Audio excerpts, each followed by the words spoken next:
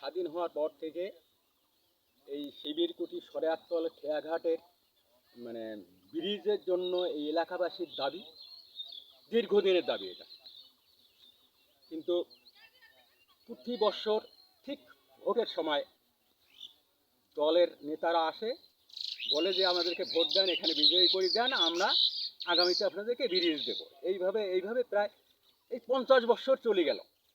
এর আগেও এক সরকার মনে করেন যে তিনবার নির্বাচিত হলেন, উনিও বারবার প্রতিশ্রুতি দিয়েছেন ওনাদের নেতারা যে এখানে ব্রিজ হবে, কিন্তু আদৌ আজ পর্যন্ত হয়নি। আর এখানে ব্রিজ না হওয়াতে আমাদের অসুবিধা যে এই শিবিরকুটি বনগ্রাম এই এলাকা অনেক লোকজন আমরা বসবাস করি একটা দ্বীপের মধ্যে, অন্যদিকে ধল্লা আর একদিকে রত্নাই, ব্রিজ আমাদের নাই।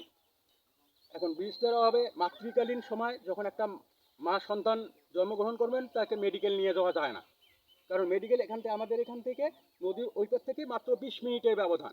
কিন্তু আমাদের নদী রত্নাই নদী পার হইতেই নৌকা যদি ওপারে থেকে ওই নৌকা এখান থেকে ডাক দিয়ে নিয়ে আসি গেতে 2 ঘন্টা সময় লাগে। এই 2 ঘন্টায় নিয়ে গেতে হয় রাস্তায়, না হলে কোনো একটা ইয়েতে রুগী খুব সিরিয়াস অসুস্থ হয়ে যায়। আমাদের প্রাণের দাবি, এই এলাকার প্রাণের দাবি যে ব্রিজটা হোক।